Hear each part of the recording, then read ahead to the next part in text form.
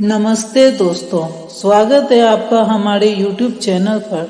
आज हम आपसे योगिनी एकादशी के बारे में बात करने जा रहे हैं, जो आषाढ़ मास की पहली एकादशी आती है। यह एकादशी 2 जुलाई को आने वाली है। आषाढ़ मास के कृष्ण पक्ष की एकादशी को योगिनी एकादशी कहते हैं।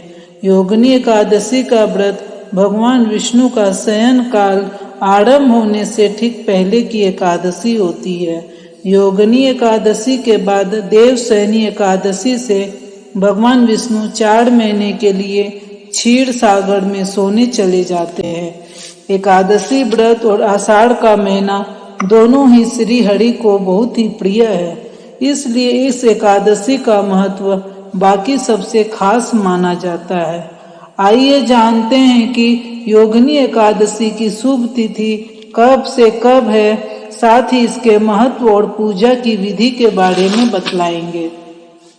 योगिनी एकादशी आषाढ़ मास के कृष्ण पक्ष की एकादशी का आरंभ 1 जुलाई को सुबह 10:27 से होगा और इसका शुभ समापन 2 जुलाई को सुबह 8:41 पर होगा। योगिनी एकादशी का व्रत 2 जुलाई को रखा जाएगा। योगिनी एकादशी का व्रत का पारण 3 जुलाई को सुबह 5:27 से 7:11 पर होगा। आइए अब इस एकादशी के महत्व के बारे में बताते हैं।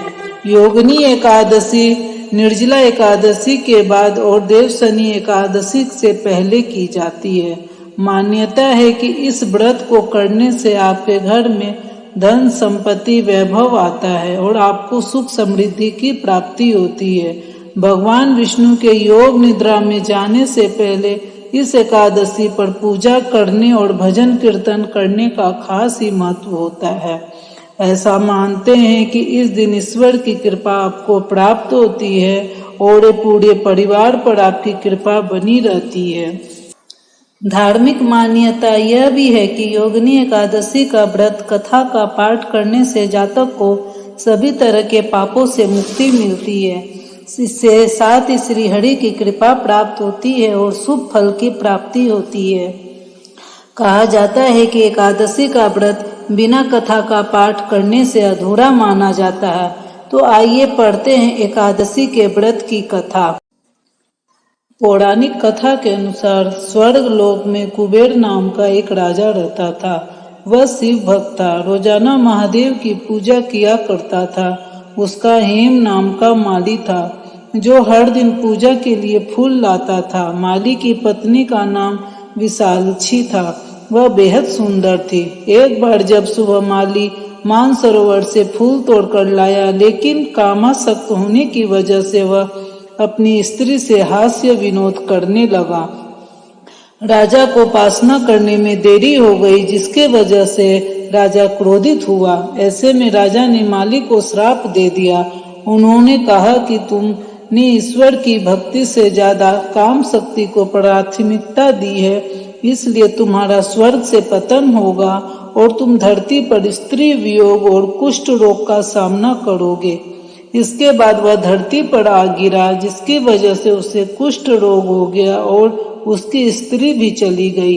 वह कई वर्षों तक धरती पर कष्टों का सामना करता रहा। एक बार माली को मार्कंडेय ऋषि के दर्शन हुए। उसने अपने जीवन की सभी परेशानियों को बताया। ऋषि माली की बातों को सुनकर आश्चर्य हुआ। ऐसे में मार्कंडेय ऋषि ने उसे योगिनी एकादशी के महत्व के बारे में बताया। मार्कंडेय ने कहा कि इस व्रत को करने से तुम्हारे सभी जीवन के पाप खत्म हो जाएंगे और तुम पुनः भगवान की कृपा से स्वर्ग लोक को प्राप्त करोगे। माली ने ठीक ऐसा ही किया। भगवान विष्णु ने उसके समस्त पापों को क्षमा करके उसे पुनः स्वर्ग लोक में स्थान प्रदान किया। धर्मराज युधिष्ठिर कहने लगे कि भगवान मैंने ज्येष्ठ शुक्ल एकादशी के व्रत का महात्म्य सुना। अब कृपया आषाढ़ मास के कृष्ण पक्ष की एकादशी का कथा सुनाइए। इसका नाम क्या है, महात्म्य क्या है और यह भी बताइए। श्री कृष्ण कहने लगे कि हे राजन, आषाढ़ कृष्ण एकादशी का नाम योगिनी है। इसके व्रत से समस्त पाप नष्ट हो जाते हैं। यह इस लोक में भोग और परलोक में मुक्ति देने वाली है। यह तीनों लोकों में प्रसिद्ध है। मैं तुमसे पुराणों में वर्णन की हुई कथा कहता हूँ, ध्यान पूर्वक सुनो। स्वर्ग धाम की अलकापुरी नामक नगरी में कुबेर नाम का एक राजा रहता था। वह शिव भक्त था और प्रतिदिन शिव की पूजा किया करता था। हेम नाम का एक माली पूजन के लिए उसके यहाँ फूल लाया करता था। हेम की विशालक्षी नाम की सुंदर स्त्री थी। एक दिन वह मानसरोवर से पुष्प तो ले आया, लेकिन कामासक्त होने के कारण वह अपनी स्त्री से हास्य विनोद तथा रमन करने लगा। इधर राजा उसकी दोपहर तक राह देखता रहा। अंत में राजा कुबेर ने सेवकों को आज्ञा दी कि तुम लोग जाकर माली के न आने का कारण पता करो, क्योंकि वह अभी तक पुष्प लेकर नहीं आया। सेवकों ने कहा कि महाराज, वह पापी अति कामी है, अपनी स्त्री के साथ हास्य विनोद और रमन कर रहा होगा। यह सुनकर कुबेर ने क्रोधित होकर उसे बुलाया। हेम माली राजा के भय से कांपता हुआ उपस्थित हुआ। राजा कुबेर ने क्रोध में आकर कहा, अरे पापी, नीच, कामी, तूने मेरे परम पूजनीय ईश्वरों के ईश्वर श्री महादेव जी का अनादर किया है। इसलिए मैं तुझे शाप देता हूँ कि तू स्त्री का वियोग सहेगा और मृत्यु लोक में जाकर कोढ़ी होगा। कुबेर के इस शाप से हेममाली का स्वर्ग से पतन हो गया और वह उसी क्षण पृथ्वी पर गिर गया। भूतल पर आते ही उसके शरीर में श्वेत कोढ़ हो गया। उसकी स्त्री भी उसी समय अंतर्ध्यान हो गई।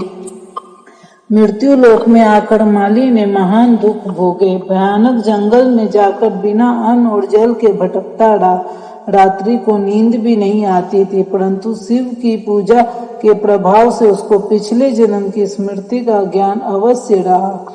घूमते घूमते एक दिन वह मार्कंडेय ऋषि के आश्रम में पहुंच गया, जो ब्रह्मा से भी अधिक वृद्ध थे, जिसका आश्रम ब्रह्मा की सभा के समान लगता था। हेम माली वहां जाकर उनके पैरों पर पड़ गया। उसे देखकर मार्कंडेय ऋषि बोले कि तुमने ऐसा कौन सा पाप किया है कि जिसके प्रभाव से यह हालत हो गई। हेम माली ने यह सारा वृत्तांत कह सुनाया। यह सुनकर ऋषि बोले, निश्चित ही तूने मेरे सम्मुख सत्य वचन कहे हैं, इसलिए तेरा उद्धार के लिए मैं एक व्रत बताता हूँ। यदि तू आषाढ़ मास के कृष्ण पक्ष की योगिनी नामक एकादशी का विधि पूर्वक व्रत करेगा तो तेरे सारे पाप नष्ट हो जाएंगे। यह सुनकर हेममाली ने अत्यंत प्रसन्न होकर मुनि को साष्टांग प्रणाम किया। मुनि ने उसे स्नेह के साथ उठाया। हेममाली ने मुनि के कथनानुसार विधि पूर्वक योगिनी एकादशी का व्रत किया। इस व्रत के प्रभाव से अपने पुराने स्वरूप में आकर वह अपनी स्त्री के साथ सुख पूर्वक रहने लगा। भगवान कृष्ण ने कहा, हे राजन, यह योगिनी एकादशी का व्रत 88,000 ब्राह्मणों को भोजन कराने के बराबर फल देता है। इसके व्रत से समस्त पाप दूर हो जाते हैं और अंत में स्वर्ग को प्राप्त होता है। योगिनी एकादशी के व्रत का पालन करने से न केवल हमारे पापों का नाश होता है, बल्कि हमें भगवान विष्णु की कृपा भी प्राप्त होती है। यह व्रत हमारे जीवन में सुख, शांति और समृद्धि लाने में सहायक होता है। इस व्रत का पालन करके हम अपनी आध्यात्मिक यात्रा को मजबूती प्रदान कर सकते हैं। हमारे चैनल पर आपको ऐसे ही धार्मिक और आध्यात्मिक व्रतों और त्योहारों की विस्तृत जानकारी प्रदान करते हैं। अगर आपको यह वीडियो पसंद आया तो कृपया इसे लाइक करें, शेयर करें और हमारे चैनल को सब्सक्राइब करना ना भूलें। हमें आपकी प्रतिक्रियाओं का इंतजार रहेगा, इसलिए नीचे कमेंट बॉक्स में अपने विचार और सुझाव साझा करें। हम आपके सहयोग और समर्थन के लिए धन्यवाद करते हैं। अगले वीडियो में फिर मिलेंगे, तब तक के लिए नमस्कार।